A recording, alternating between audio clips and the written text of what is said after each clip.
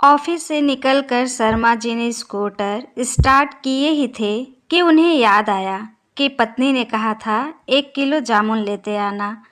तभी उन्हें सड़क किनारे बड़े और ताज़ा जामुन बेचते हुए एक बीमार सी दिखने वाली बुढ़िया दिख गई। वैसे तो वह फल हमेशा रामासरे भंडार से ही लेते थे, पर आज उन्हें लगा कि क्यों न बुढ़िया से ही खरीद लिया जाए।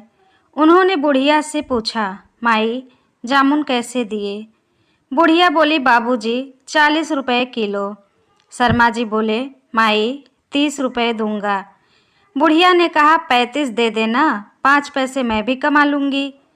शर्मा जी बोले, 30 में लेने हैं। तो बुढ़िया ने ना में गर्दन हिला दी।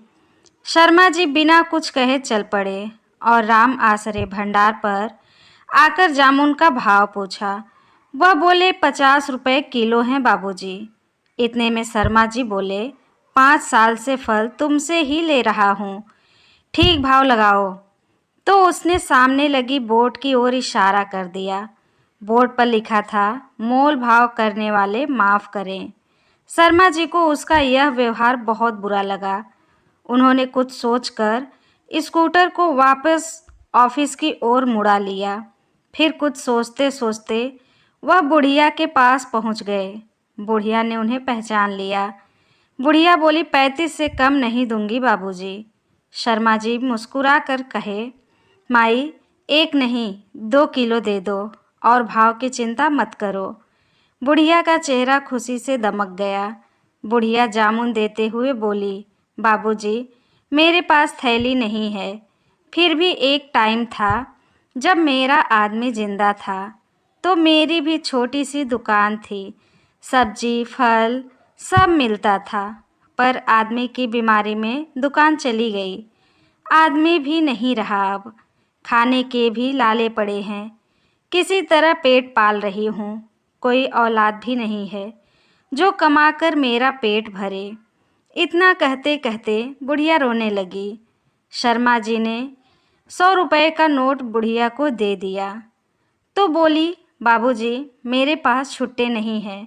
शर्मा जी बोले, माई चिंता मत करो, रख लो। अब मैं तुमसे ही फल खरीदूंगा और कल मैं तुम्हें 1000 रुपया दूंगा। धीरे धीरे चुका देना और परसों से बेचने के लिए मंडी से दूसरे फल भी ले आना। बुढ़िया कुछ कह पाती उससे पहले ही शर्मा जी घर की ओर रवाना हो गए।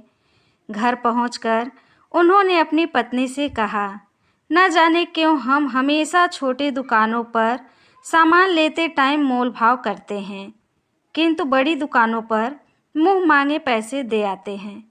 शायद हमारी मानसिकता ही बिगड़ गई है। हमेशा हम चकाचौंध चीज़ों पर अधिक ध्यान देने लगे हैं।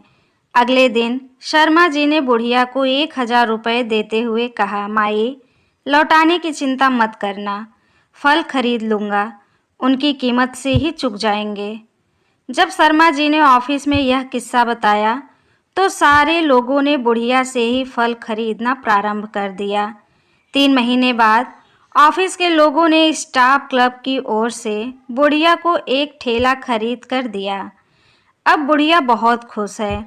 उचित खान पान के कारण उसका स्वास्थ्य भी पहले से बहुत अच्छा है। अब हर दिन शर्मा जी और ऑफिस के दूसरे लोगों को दुआ देते नहीं थकती। शर्मा जी के मन में भी अपनी बदली सोच और एक असहाय निर्बल महिला की सहायता करने की संतुष्टि का भाव रहता है। जीवन में किसी भी असहाय की मदद करके देखो, अपनी पूरी जिंदगी में किए गए सभी कार्यों से ज़्यादा संतोष मिलेगा। हमारी आपसे यही विनती है, जब भी कोई असहाय आपके पास आए तो आप उसकी मदद अवश्य करें।